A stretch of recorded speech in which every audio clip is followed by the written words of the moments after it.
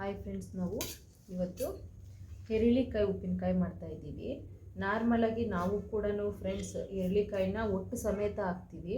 ಒಟ್ಟು ಸಮೇತ ಕೂಡ ಒಟ್ಟು ಇದು ಹಾಕ್ತೀವಿ, ಅದಕ್ಕೆ ಒಗ್ಗರಣೆ ಎಲ್ಲ ಹಾಕೋದಿಲ್ಲ.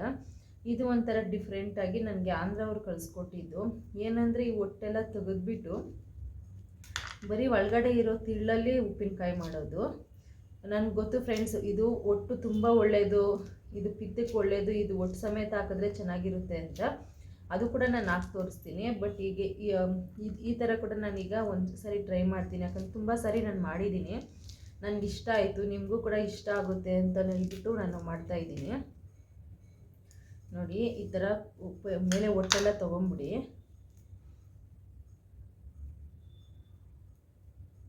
ಒಬ್ಬೊಬ್ಬರಿಗೆ ಮಕ್ಕಳಿಗೆ ಹೊಟ್ಟೆಲ್ಲನೂ ಇದ್ರೆ ಇಷ್ಟ ಆಗಲ್ಲ ಫ್ರೆಂಡ್ಸ್, ಆ ಥರವರಿಗೆ ಈ ಥರನೂ ಮಾಡಿಕೊಡಿ, ಟ್ರೈ ಮಾಡಿ, ತುಂಬ ಚೆನ್ನಾಗಿರುತ್ತೆ.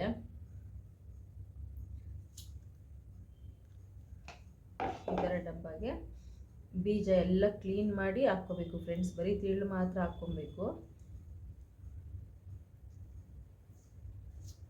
ನಾವು ಏನು ಆರೆಂಜು ಮೂಸಂಬಿ ಎಲ್ಲ ಸುಲ್ಕೊಂಡು ತಿಂತೀವಿ ಫ್ರೆಂಡ್ಸ್, ಆ ಥರನೇ ಈ ತಿರುಳು ಕೂಡ ನೀಟಾಗಿ ಸುಲಿಬೇಕು.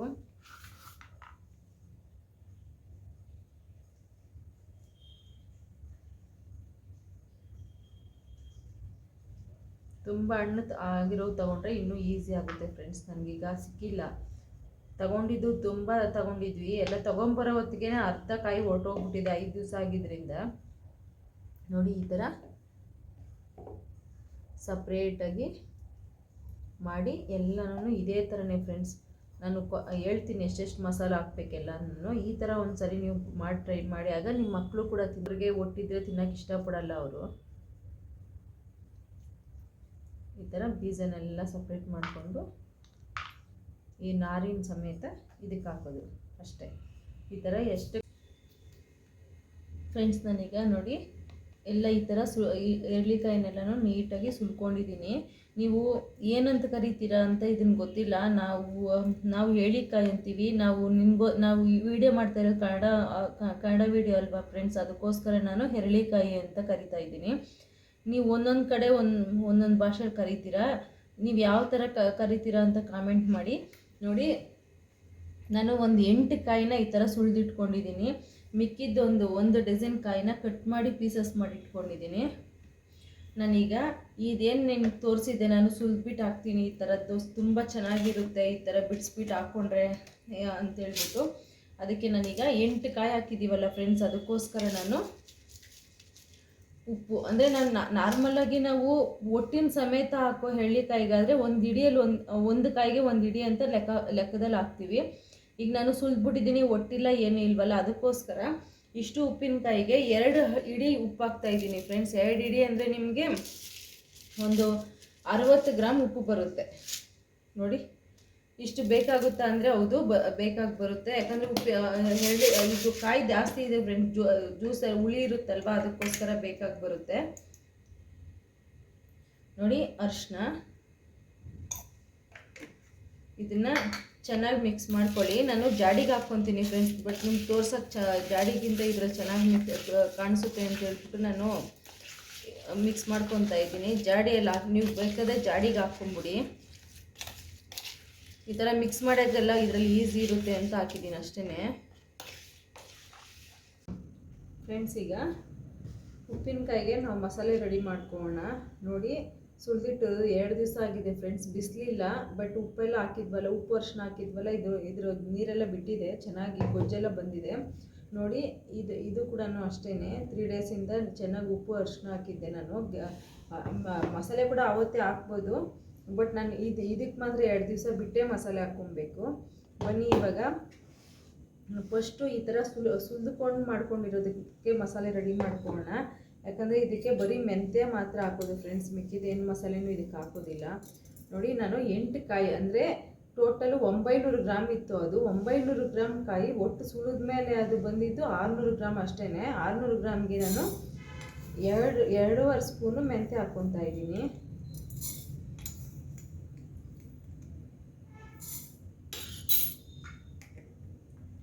ಮೆಂತ್ಯನ ಸ್ಟವ್ ಕಮ್ಮಿ ಇಟ್ಕೊಂಡು ಚೆನ್ನಾಗಿ ಹುರ್ಕೋಬೇಕು ಫ್ರೆಂಡ್ಸ್. ಇದನ್ನು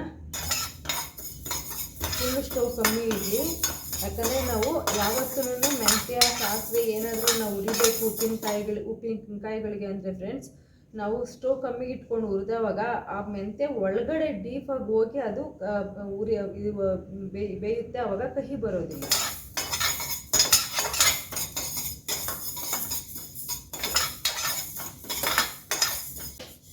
ನೋಡಿ ಫ್ರೆಂಡ್ಸ್, ಹುರ್ಕೊಂಡಿದ್ದೀನಿ. ಈಗ ಕಲರ್ ನೋಡಿ ಗೋಲ್ಡನ್ ಕಲರ್ ಬಂದಿದೆ, ಸಾಕು. ಈಗ ತೊಗೊಂಬಿಡೋಣ. ಈಗ ನೆಕ್ಸ್ಟು ನಾನು ಮತ್ತೆ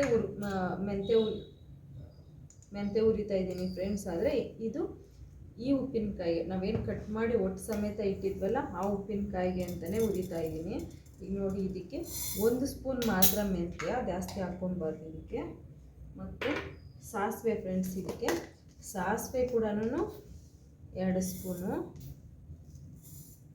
ಯಾಕಂದರೆ ಒಟ್ಟು ಕಹಿ ಇರುತ್ತಲ್ಲ ಫ್ರೆಂಡ್ಸ್, ಅದು ಹೋಗ್ಬೇಕಲ್ವ ಅದಕ್ಕೆ. ಜೀರಿಗೆ ನೋಡಿ, ಆ ಕಾಲದಲ್ಲಿ ಕಾಯಿಗೊಂದು ಹಿಡಿ ಅಂತ ಹಾಕ್ತಿದ್ರು ಫ್ರೆಂಡ್ಸ್. ಈಗೆಲ್ಲ ನಾವು ಮಸಾಲೆ ಕಮ್ಮಿ ತಿಂತೀವಲ್ಲ, ಅದಕ್ಕೋಸ್ಕರ ಮಸಾಲೆಗಳೆಲ್ಲ ನಾವು ಕಮ್ಮಿ ಹಾಕ್ತೀವಿ. ಏನೇ ಉಪ್ಪಿನಕಾಯಿ ಹಾಕಿದ್ರು ಅಷ್ಟೇ.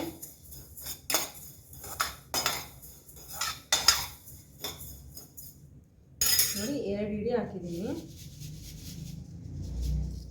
ಇನ್ನೊಂದು ಅರ್ಧ ಹಾಕ್ಕೊತಾ ಇದ್ದೀನಿ, ಸಾಕಾಗುತ್ತೆ. ಇದನ್ನು ಕೂಡ ನಾನು ಸ್ಟವ್ ಕಮ್ಮಿ ಇಟ್ಕೊಂಡು ಕೆಂಪು ಹುರ್ಕೋಬೇಕು. ನೋಡಿ ಫ್ರೆಂಡ್ಸ್, ಈಗ ಆಗಿದೆ, ಆಫ್ ಮಾಡ್ಕೊತಾ ಇದ್ದೀನಿ. ನೋಡಿ ಫ್ರೆಂಡ್ಸ್, ಈಗ ಪೌಡ್ರ್ ಮಾಡ್ಕೊಂಡಿದ್ದೀನಿ, ಹಾಕ್ಬಿಡ್ತಾ ಇದ್ದೀನಿ ಇದಕ್ಕೂ ಕೂಡ ನಾನು.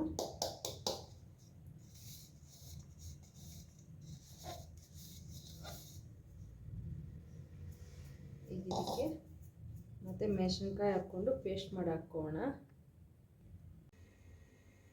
ನೋಡಿ ಫ್ರೆಂಡ್ಸ್, ಹಣ್ಮೆಣ್ಸಿನ್ಕಾಯಿನ ಅದ್ರ ಕಡ್ಡಿ ಎಲ್ಲ ತೆಗೆದು ವಾಶ್ ಮಾಡಿ ನೀಟಾಗಿ ಮತ್ತು ಬಿಸಿಲು ಒಂದು 15 ನಿಮಿಷ ಬಿಸಿಲಿಗೆ ಇಟ್ಟಿದ್ದೀನಿ. ನೀರೆಲ್ಲ ಹೋದ್ಮೇಲೆ ಹಿಂಗೆ ಎತ್ಕೊಂಡಿದ್ದೀನಿ. ಸ್ವಲ್ಪ ತ್ಯಾಮ ಇದ್ದರೂ ಕೂಡ ಫ್ರೆಂಡ್ಸ್ ಉಪ್ಪಿನಕಾಯಿ ಕೆಟ್ಟೋಗ್ಬಿಡುತ್ತೆ, ಅದಕ್ಕೋಸ್ಕರ ಈಗ ಇದನ್ನು ನಾನು ಕೌಂಟ್ ಮಾಡಿ ಇಟ್ಕೊಂಡಿದ್ದೀನಿ ಫ್ರೆಂಡ್ಸ್. ಇಷ್ಟು ಕೂಡ ನಾನು ಮಿಕ್ಸಿಯಲ್ಲಿ ಮಾಡ್ತೀವಿ ಅನ್ನೋರು ಮಿಕ್ಸಿಯಲ್ಲಿ, ಒರ್ಲಲ್ಲಿ ಮಾಡ್ತೀವಿ ಅನ್ನೋರು ಒರ್ಲಲ್ಲಿ ಇದನ್ನು ಪೇಸ್ಟ್ ಟೈಪ್ ಮಾಡ್ಕೊಬೇಕು.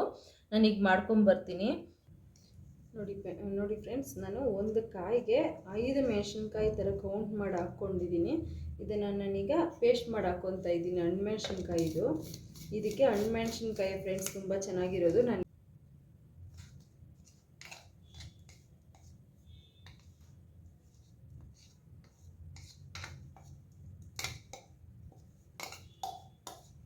ಖಾರ ಒಂದು ಸ್ವಲ್ಪ ಜಾಸ್ತಿನೇ ಇಟ್ಕೊಳ್ಳಿ ಫ್ರೆಂಡ್ಸ್, ಯಾಕಂದರೆ ಇದು ನಾವು ವರ್ಷ ಇಡೀ ಇಟ್ಕೊತೀವಲ್ವ.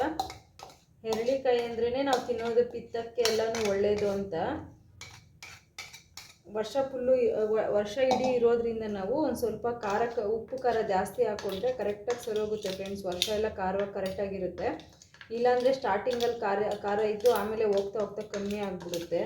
ಇದು ತುಂಬ ಪಿತ್ತ ಜಾಸ್ತಿ ನಮಗೆ ಅನ್ನೋರು ಹಾಗಾಗಿ ಯೂಸ್ ಮಾಡ್ತಾಯಿರಿ ಫ್ರೆಂಡ್ಸ್. ಸ್ವಲ್ಪ ಸರೋಗುತ್ತೆ.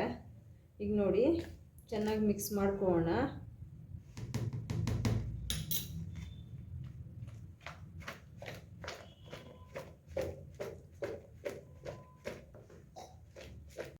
ನೋಡಿ ಫ್ರೆಂಡ್ಸ್, ಈಗ ನಾನು ಬರೀ ಸಾಸಿವೆ ಮಾತ್ರ ಹಾಕಿ ಒಂದೇ 1 ಸ್ಪೂನ್ ಹಾಕಿ ಎಣ್ಣೆ ಒಗ್ಗರಣೆಗೆ ಹಾಕಿದ್ದೀನಿ. ತುಂಬ ಎಣ್ಣೆ ಹಾಕ್ಕೊಳೋದು ಬೇಡ, 1 ಸ್ಪೂನ್ ಎಣ್ಣೆ ಇದು ಆಯಿಲ್ ಹಾಕ್ಕೊಂಡ್ರೆ ಸಾಕು ಫ್ರೆಂಡ್ಸ್. ಸಾಸಿವೆ ಒಂದು ಅರ್ಧ ಸ್ಪೂನ್ ಹಾಕ್ಕೊಂಡು ಇದು ಆಮೇಲೆ ಉಪ್ಪಿನಕಾಯಿ ನಾವು ಮಿಕ್ಸ್ ಮಾಡೋ ಹೊತ್ತಿಗೆ ಒಗ್ಗರಣೆ ಹಾಕಿ ಆರೋಗಿರಬೇಕು ಫ್ರೆಂಡ್ಸ್. ಬಿಸಿ ಇರೋವಾಗ ಹಾಕೋಕೆ ಹೋಗಬೇಡಿ. ಇದು ಕೂಡ ನಮಗೆ 1 ವರ್ಷ ಇರುತ್ತೆ, ಅದಕ್ಕೋಸ್ಕರನೇ ನಾವು ಇದು ಕೂಡ ಕೇರ್ಫುಲ್ಲಾಗಿ ಹಾಕ್ಕೊಬೇಕು ಉಪ್ಪಿನಕಾಯಿನ ಫ್ರೆಂಡ್ಸ್. ಕಿರಳಿಕಾಯಿ ಯಾರ್ಯಾರ ಮನೇಲಿ ಹಾಕ್ತೀರಾ, ನೀವು ಯಾವ ಥರ ಹಾಕ್ತೀರಾ ಅನ್ನೋದನ್ನು ನಾನು ಕಾಮೆಂಟ್ ಮಾಡಿ ಹೇಳಿ.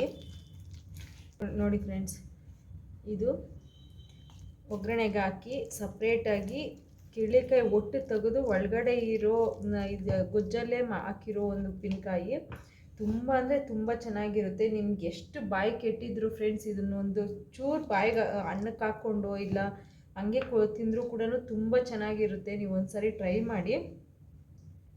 ನಿಮಗೆ ನಾನು ಹಾಕಿರೋ ಉಪ್ಪಿನಕಾಯಿಗಳೆರಡು ಇಷ್ಟ ಆಗಿದ್ದರೆ ಕಾಮೆಂಟ್ ಮಾಡಿ, ಶೇರ್ ಮಾಡಿ, ನನ್ನ ಚಾನಲ್ ಸಬ್ಸ್ಕ್ರೈಬ್ ಮಾಡ್ಕೊಳೋದನ್ನು ಮರಿಬೇಡಿ.